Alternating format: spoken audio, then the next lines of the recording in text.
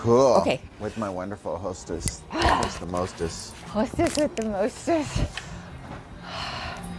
I gotcha. Okay. Yeah. You're a natural. This will be easy. Dan and Christy Santos here with Windermere. We love real estate and supporting our community. Between property showings, we love to stop at our favorite businesses, talk with local owners, and bring their stories to you.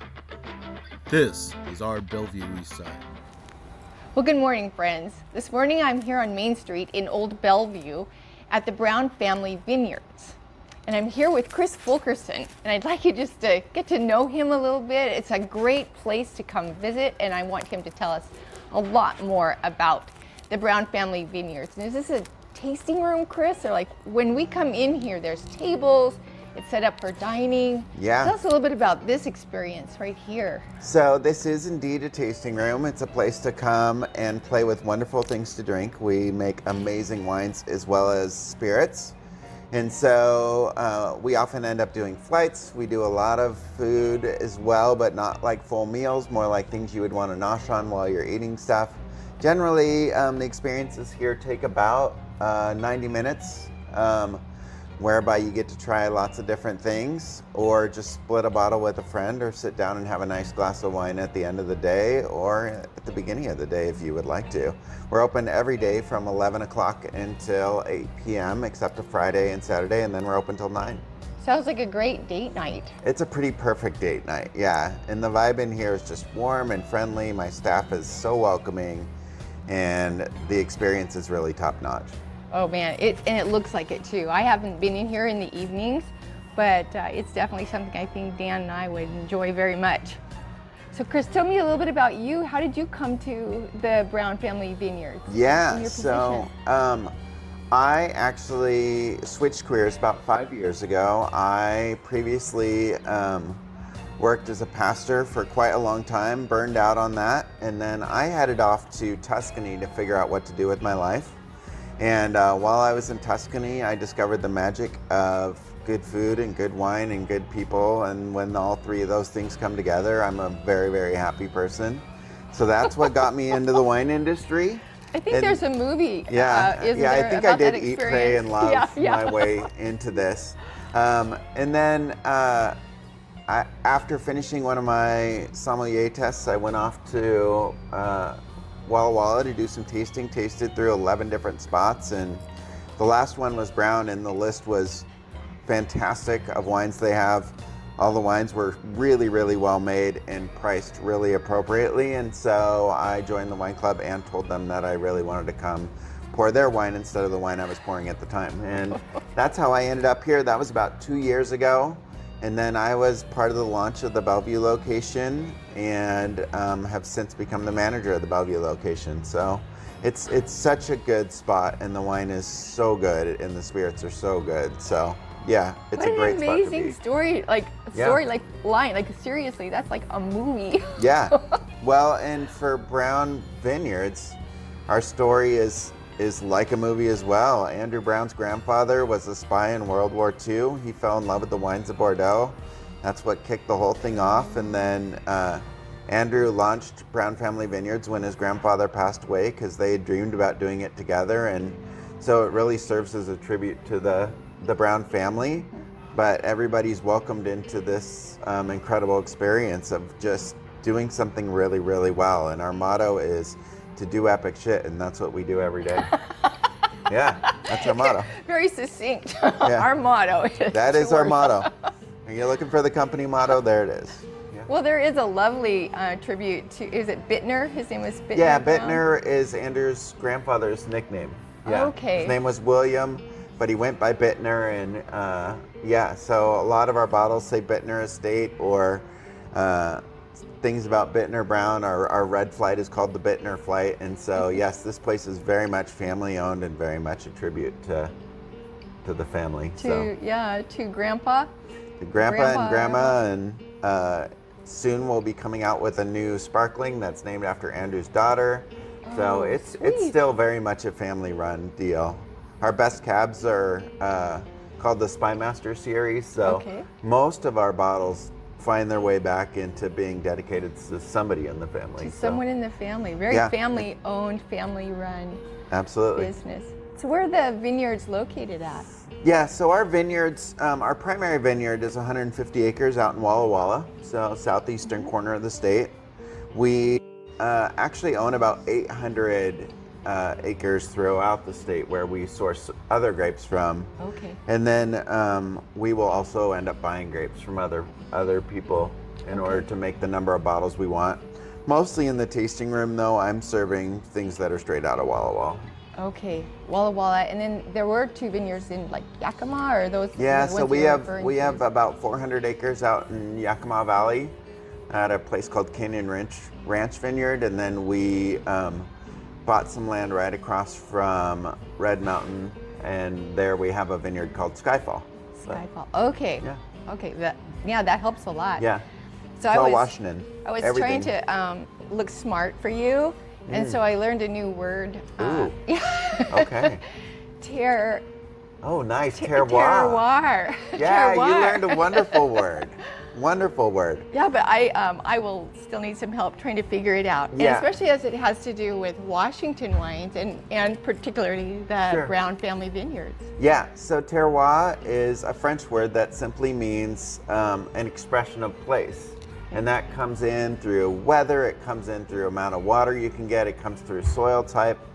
And when you're looking at fine wine, when you're looking at anything probably over than that $10 bottle that you find at the second rack of the grocery store, you're starting to get an expression of where that place is. And a lot of wine in Washington will say Columbia Valley. Yeah. And Washington happens to be an incredible place to make wine. We have wonderful, wonderful soil types. Most of the fertile soil actually got washed away several thousand years ago. And left this wonderful mineral-rich soil where these roots can go down and are just a perfect climate to grow grapes. And so that's Washington makes these wonderful fruit-forward wines that people absolutely adore. And then as you get a little more specific, Walla Walla itself has a really neat, savory, minerally type of profile to it that isn't present everywhere else in Washington. And so when you come to my tasting room, what you find is a lot of the bottles will tell you exactly where that's from. Sometimes down to the vineyard, sometimes down to the block of grapes that was used. And they all express a little bit about where they're from, and that's part of the enjoyment. Is a cab from different spots in Washington will taste really differently, and I would love to have you in and have you taste 3 cabs side by side from different spots and see what they're like. But Yeah, and that's what the Terroir. Yeah, that's what terroir is. Terroir. It's this beautiful dance between nature and some winemaking and a product that makes its way over to us that's pretty reasonable. So, yeah. And your head, what we call him, a head winemaker or a chief winemaker. Yeah. Where is he from?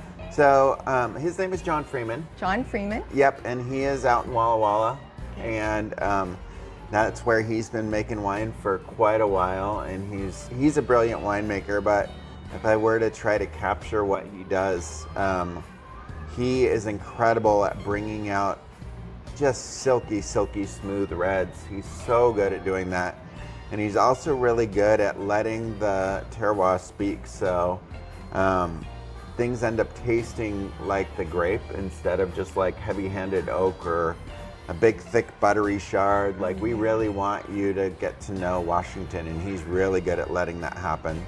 So, Oh, that's excellent. Yeah. That's good to know, and it does make me want to kind of indulge in a little flight of yeah. comparison wines. Whether is it Cabernets that really shine like that, or can you All see of that? them. They all do a little bit of that, but we have a variety of flights that work for people. We do bubbles and lighter whites. We can do a range of white wines. We got a ton of great reds to pour, and so we built a couple flights for that. Or if you just want to mix it up a bunch of things, we have a flight called the Bellevue flight. That's a rosé, a white, and a couple reds. So Oh, yeah. we always are having fun around here, and then we always have a seasonal flight going as well as some seasonal cocktails. So Oh gosh, that sounds like so much fun. Yeah.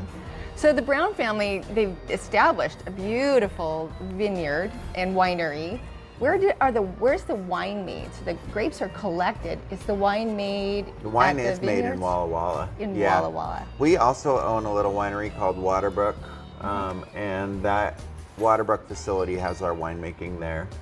And at Waterbrook, we actually bottle more wine there than the rest of Walla Walla combined. So we bottle a lot of stuff.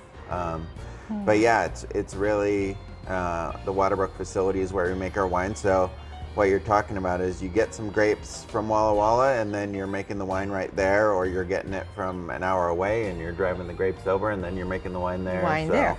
It's not a big transport. The big transport is getting it over from the desert in eastern Washington to Seattle and Bellevue and us drinking it here. So I haven't heard any import going on. This is all Washington. Yep, even our distillery is in Spokane and it's all local farms. Oh, that's a great segue. then, Let's talk yeah. a little bit about that distillery that's in Spokane. So we bought a distillery during COVID, and it used to be named Warrior Distillery, and then we have a wonderful master distiller out of Kentucky, and he does really, really clean, really beautiful spirits. We do lots of whiskey, bourbon, vodka, gin, but they're all local mash bills, real local farms, and then once the mash bill is used to make the spirits, that gets recycled back to the farms, and they use it to feed the pigs and stuff. And so, yeah, it's still a very ecologically sound and really, really well done spirit, but everything in my room is Washington. Yeah, there's nothing outside of Washington. Water, grain, Yep. everything. Yep, I have all of it. People, water, grain, people. Yeah, and speaking of just being ecologically sound, we also have a little project called the Forest Project that we've been doing. For every bottle of that we sell or pour from this forest project that we've been doing, we plant a tree somewhere in Washington, and we have planted now 170,000 trees, something like that. Wow. So it's a legitimate forest at this point, but we're replanting places where there was fire or replanting habitats for the salmon, and so we're trying to save the world by drinking a lot.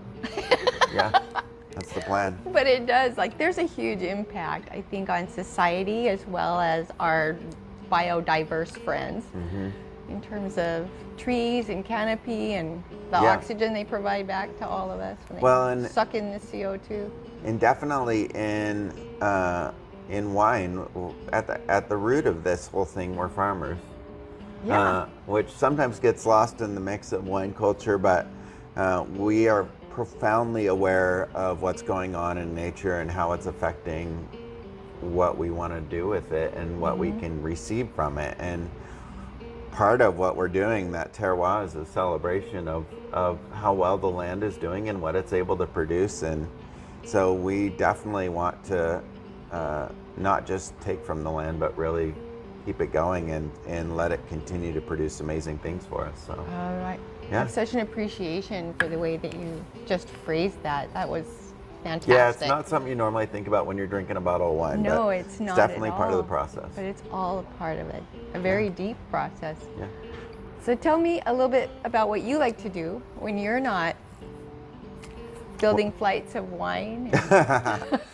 Well, actually, one of my big passions is hospitality, and that carries over quite nicely. So I get a kick out of spoiling people, and I get to do a lot of that when I'm here at work, but that's also what I like to do. I like to have friends over and cook a nice dinner and have a nice bottle of wine and keep that ball rolling. Sweet. And do you then, live here in the area? Yeah, I live in Mill Creek. So Okay. I'm just Close. a little stone's throw away. Uh-huh. And then I do a little bit of wine studying and playing board games and things like that. But yeah, I'm lucky enough to get to do a job where that's also my hobby, and I find that I enjoy it probably 80% of the time, and there's a little bit of work attached to it. Sure. So that's Yeah. that's a pretty brilliant spot to be. Do you still travel much? I do. I travel every year for wine. I try to every year. COVID put a little hiccup in that. What a great bonus for you. But yeah, I have been to a lot of places that make some incredible wine. And so, I mean, Italy, I've been there several times now, but Portugal, did Portugal a little bit. Portugal was amazing for wine as well. So I'm already planning Spain, already going to get to France. So yeah, there's a whole world, and let alone in the United States, there's wonderful stuff down in Oregon, wonderful stuff in California. So yeah, I get to take a little jaunts around and continue to explore wine and food everywhere I go. Gosh, that's not a part of my job, but I might have to make it something Yeah, just like make that. it part of your Make it a or part if of my it's not job. part of your job, you just make it part of the fun. So. Make it a part of my fun. I got another question for you. You talked a little bit about the wine tasting and kind of what someone who comes in can expect from that. So I want to know about the wine club memberships too, though. So when I come in as a wine club member, do I have a little different experience? Or how does that all fit? It's similar and different. So our flights are about 2 glasses worth of wine. And that normally runs about $25, which if I go to a restaurant and order a glass of wine, I'm shocked if it's under $12. So we're not priced extremely high, but when you're a wine club member, you come in and get that same amount of wine, 2 glasses worth of wine on a flight. You get it for half price. And then all of your wine that you purchase is 20% off. And then what we do for what we ask for in exchange for that is a commitment to purchase certain allotments. So we do 3 allotments of 3 bottles. So, and then we allow folks to swap any bottle we set aside for them with anything else in the shop. So what it boils down to is if you see yourself enjoying 9 of our bottles in a year, you end up saving money by being in the wine club. And then we also get to do some fun release parties, and we're also putting out some special wine club event type situations where when we want to do something but we want to do it on a smaller scale, we can't invite the entire general public. And so what we do is we invite the wine club in for that. So special tastings and education opportunities and things like that. Do you have anything coming up like that? Yeah, so I am currently working on I'm going to do a bubbles and caviar. We're going to do some classes, and then I'm going to also do a library tasting. I've kept some bottles back from being sold from previous years, especially wines that would become better with age. And so I've been sitting on about 4 years worth of wine that I can't wait to have people in and have them try some of our better bottles from previous years and compare them. So. Which is like, that's a dream. That's a dream place. It's good times. Good times. It's good times. Always good times. But there's some of the wines that are set aside as like wine tasting room. Yeah, so exclusives. We have a couple bottles that we only sell to wine club members. Some of our top bottles, and the reason for that is we can only make so much of the best. There's really a limited number of premium grapes that we can do this with, and so we want to make sure that the wine club can get access to those. And then anytime we release a new wine for the first month, that's available only to wine club. Because with those smaller allotments, we want the wine club folks who are interested in being a part of the Browne family and continuing to be a part of it to get access to those. So sometimes they're smaller allotments, and I've seen a few bottles where it ran out real fast, but that's one of the perks of being in the wine club is you get to try all the new wines and you get access to them before other folks get access to them. So that's truly an advantage. And you know, it's like a secret club. So now we're back to the spy games. Yes, our wonderful spy heritage. Not a secret club, I suppose. Our wonderful spy heritage. Yes. Well, thanks, Chris. Yeah, is there thank anything you. you want to add? Like that you hadn't maybe Come on thought down of? and experience this. Come on down. It is, it's way funner to experience it than just to talk about it, and we have a great experience here. And I totally agree. So. And I love seeing people back out, dining locally, shopping locally, spending your money locally, and kind of getting out and learning. Like you can't learn. We like to be on our phones and stuff, but we're really relational beings, and we do best when we get out into society. And right now, with the holiday season coming up, Main Street in Bellevue is charming and wonderful, and I find the mall to be a little overwhelming at times, but down here we have a really, really nice vibe to just walk and be amongst your people and have a nice drink and have some good food. So I so agree. I love getting out and walking Old Bellevue Main Street. Yeah, it's so cool. So get your shopping done, or just come here and do your shopping. That's actually how I do Christmas Yeah, shopping. Is just I come into a wine room like this one. I find something that I really, really will like, and then I order some bottles of it, and I do not feel rushed and hurried. I am so relaxed, and I enjoy my experience of shopping so much more. So yeah, just take a flight yeah, and then pick out your favorite. yeah. And you've got one for everybody. Yeah, and then pick out things for everybody, and then you just had a great time, and you got your Christmas shopping done. Oh gosh, so. that's a great idea. Did you guys hear that? Yeah. All right, well, thanks, Chris. Such a pleasure. Yeah. Such a thank you, pleasure. thank you. Thanks for being with me today. Absolutely. Yeah. Yeah. And all the best to you. Singing the blues. All right, thank you.